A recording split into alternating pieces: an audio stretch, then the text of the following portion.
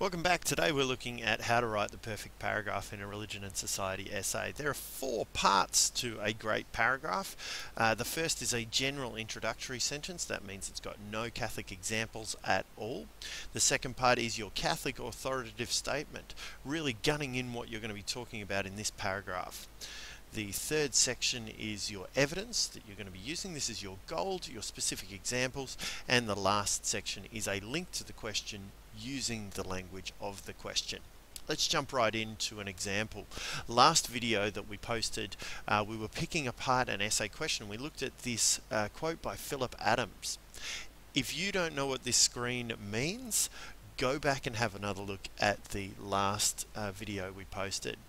Today we're just going to have a look at writing one paragraph, and that's this one here, dealing with Adams's claims that life has no author. Of course we're going to disagree and say that we do have an author. Let's keep going. The first section is a topic sentence, so we want to deal with this idea of no author in a general way. So we're looking general non-Catholic using precise and clear language. Here's an example. No author. Contrary to Philip Adams' suggestion that there is no author, religious traditions usually profess to a specific creator or sustainer of life, referred to as the ultimate reality. This general sentence tells the marker that you understand the theory behind the subject as well as your Catholic examples. This sentence could be applied to any religious tradition. It's a good opening sentence for a paragraph. Your next sentence is going to be an authoritative Catholic statement. So we've got to restate our general sentence again in Catholic terms. Here's an example. As its foundational belief, the Roman Catholic tradition attests to the ultimate reality of one Trinitarian, all-powerful and eternal Creator God. Fantastic. Very authoritative, very simple, restates that general sentence in Catholic terms. Your third part is going to be your expansion or your explanation, where you're going to delve deeper into your subject and explain the key terms that you've used. Let's have a look at some examples here. The Trinity is one God, composed of three persons, Father, Son, and Holy Spirit. The Father is the Creator, who made all that is, visible and invisible, through the Word, or Son, Nicene Creed.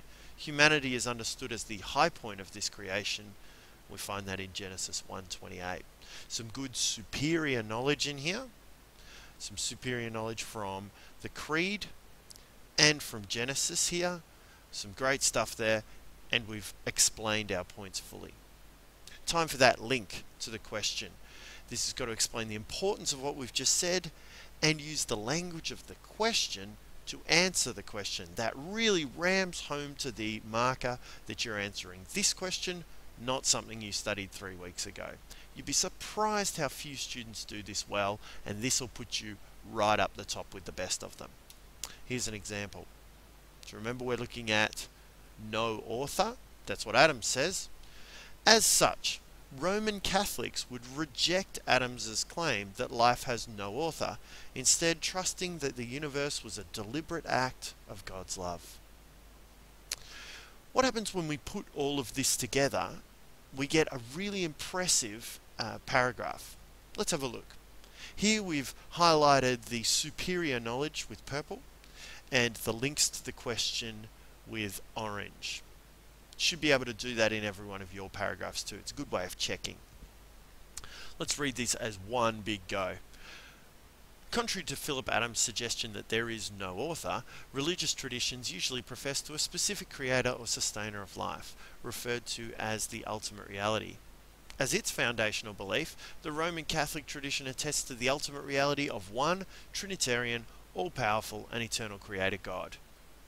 The Trinity is one God composed of three persons, Father, Son, and Holy Spirit. The Father is the Creator who made all that is, visible and invisible, through the Son.